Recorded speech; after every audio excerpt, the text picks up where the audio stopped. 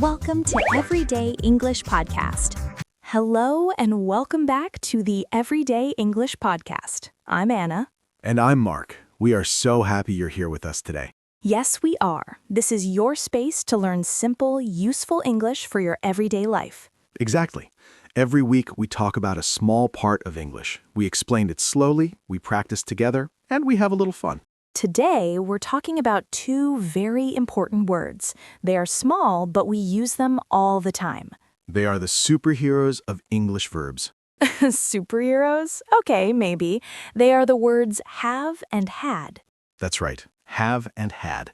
If you want to talk about your life, your things, your family, your day, you need these words. We know these words can be a little tricky. When do we say have? When do we say had? What's the difference? Don't worry, that's why we're here. By the end of this episode, you will feel much more confident using have and had. So, let's begin. Mark, why are have and had so important for our listeners who are just starting? Great question. First, have is one of the most common verbs in English. You use it to talk about things you own, like I have a phone. You use it to talk about your family. I have a brother. You use it to talk about plans. I have an appointment. It's everywhere. And had is just as important. It's for stories. When you want to tell your friend about your weekend or about your childhood, you use had. When I was a child, I had a red bicycle. Or yesterday, I had a good breakfast. So learning these two words opens so many doors. You can talk about your present life with have and your past life with had. It's powerful. It really is. So let's break it down. Let's start with the word have. We use have for the present time, for now, for things that are true now. The first and most common use to talk about things we own or possess. Anna, what do you have with you right now? Well, let me see. I have my notebook, I have my pen, and I have my coffee mug. Always have my coffee. Very important thing to have. So the structure is simple. I have, you have, we have, they have. For example, I have a cat. They have a nice house. But there is one small change. When we talk about one other person, he, she, or it, we don't say have. We say has. He has, she has, it has. For example, my sister has a new job. The car has a blue color. He has 2 tickets to the cinema. That's the first big rule. Have for I, you, we, they. Has for he, she, it. Let's practice this together, listeners. Repeat after Mark. I have a book. You have a book. We have books. They have books. Now, he has a book. She has a book. It has a blue cover. Wonderful. Now, have is not only for things, we also use it for people, to talk about our family and friends. Right. For example, I have 2 children. She has a lot of cousins. We don't own people, of course, but in English we use have for these relationships. Let's do a little sample conversation. Mark, you are a new student in my English class. We are introducing ourselves. Hi, my name is Mark. Hello, Mark. Nice to meet you. I'm Anna. Do you have family here? Yes, I do. I have a wife. Her name is Maria, and we have a son. He is 5 years old. Oh, that's lovely. I have a big family. I have 3 sisters and 1 brother. See? Simple and natural. We used have many times. Now, there's another very, very common way we use have. We use it for actions. For example, I have breakfast or I have a shower. This doesn't mean we own breakfast. It means we do that activity. These are called collocations, words that go together very often. We have a meal, we have a drink, we have a break, we have a party. So you can say, I have lunch at 1 o'clock. She has a cup of tea every morning. They have a meeting on Monday. It's a very useful pattern. Let's think about your day, listener.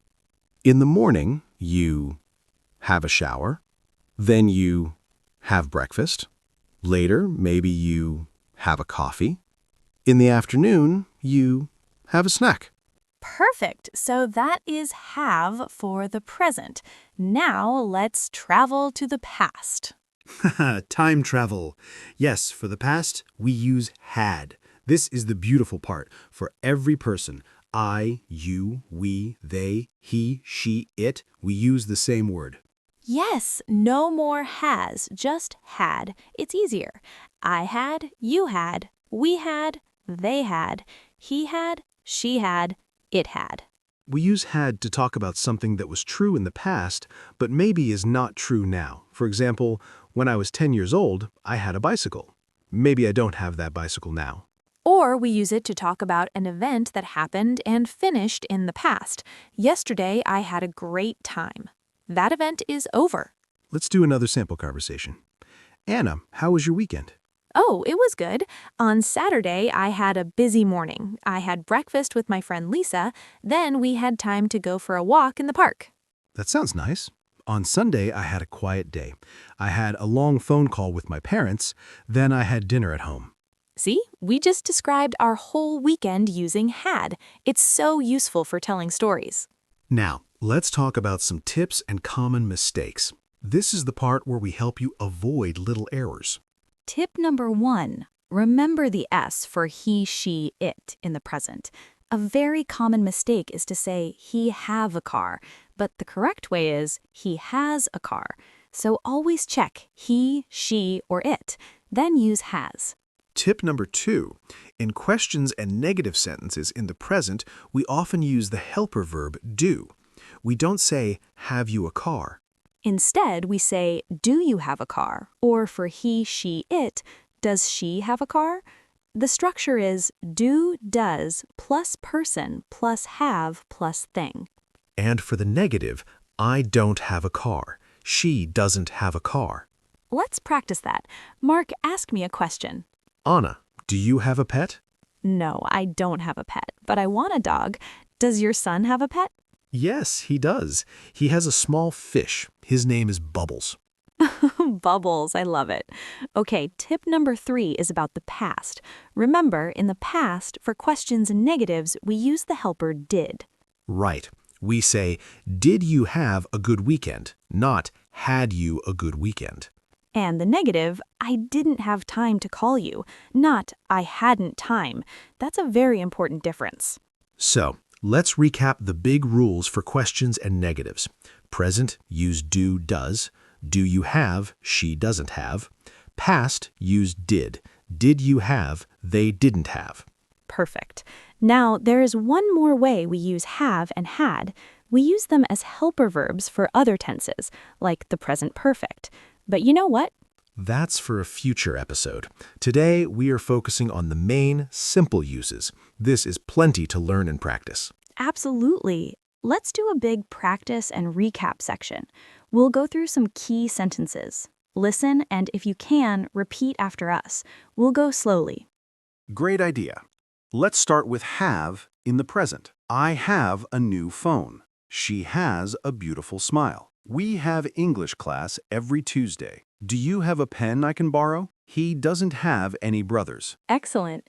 Now let's practice had in the past. I had a dream last night. They had a party last weekend. Did you have fun at the cinema? She didn't have her glasses, so she couldn't read. When I was young, we had a big garden. Wonderful job, everyone. You are doing great. Remember, the more you listen and repeat, the more natural it will feel. Before we finish, we want to give you one last piece of advice. Don't be afraid to make mistakes. If you say he have instead of he has, it's okay. People will understand you. Yes, the goal is communication. But now you know the rules so you can practice and get better and better. Try to think of 2 sentences about yourself every day. One with have for the present, one with had for the past. For example, right now, I have a lot of work to do. And for yesterday, I had a nice walk. Simple. You can do this. It just takes a little practice. And that's all for today's lesson on have and had. We hope you found it helpful. If you did, please help our podcast grow. Please subscribe to the Everyday English podcast so you'll never miss an episode. Please give us a thumbs up, a like. It helps other learners find us. The most important thing, leave us a comment. Tell us where you're listening from, or try to write a sentence using have or had. We read every comment, and we love to hear from you.